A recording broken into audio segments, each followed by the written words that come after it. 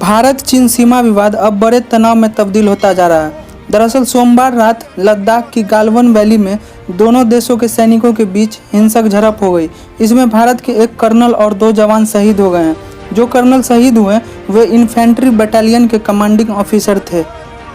आपको बता दें कि 45 साल बाद यानी 1975 के बाद भारत चीन सीमा पर ऐसे हालात बने हैं जब भारत के जवानों की शहादत हुई है। इस बार कोई गोली नहीं चली, सैनिकों के बीच पथराव हुआ, डंडों से एक दूसरे पर हमला किया गया। भारतीय जवानों की जवाबी कार्रवाई में चीन के 5 सैनिक मारे गए हैं और 11 जवान घायल हुए हैं। चीन के अखबार द ग्लोबल टाइम्स ने ही इसे कंफर्म किया है। हालांकि हमारी सेना ने सिर्फ यही कहा है कि दोनों तरफ से जवानों की जान गई है। न्यूज एजेंसी रॉयटर्स के मुताबिक चीन के विदेश मंत्रालय ने कहा है कि भारत एक तरफा कार्रवाई न करे, नहीं तो मुश्किलें बढ़ेंगी।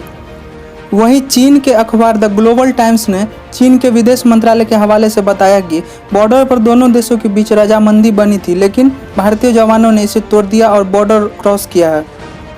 इधर आर्मी की तरफ से जारी बयान में कहा गया, कल यानी सोमवार रात को गालवन वैली में डी एस्केलेशन प्रोसेस चल रही थी, लेकिन तभी हिंसा हो गई। हमारे एक अफसर और 2 जवान शहीद हो गए हैं। अभी दोनों देशों की सेनाओं के सीनियर ऑफिसर तनाव कम करने के लिए मौके पर ही मीटिंग कर रहे हैं। थोड़ी देर बाद सेना ने दोबारा बयान जारी कर कहा कि हिंसक झड़प में दोनों तरफ के सैनिकों की जान गई है।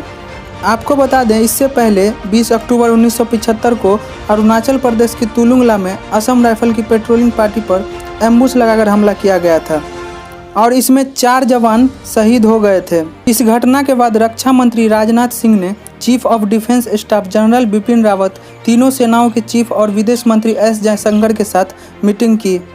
वहीं रक्षा मंत्री और विदेश मंत्री अब प्रधानमंत्री नरेंद्र मोदी से मुलाकात कर सकते हैं। साथ ही army chief general MN Naravane ने पठानकोट मिलिट्री स्टेशन का अपना दौरा टाल दिया है। आपको बता दें कि इतने बातचीत के बाद भी चीन मानने को तैयार नहीं है। पिछले महीने 3 बार सैनिक आमने सामने हुए थे। इस महीने भी 4 मीटिंग के बाद तनाव कम हुआ था और साथ ही बातचीत चल ही रही थी, लेकिन हिंसक झड़प उसके बावजूद भी हो गई।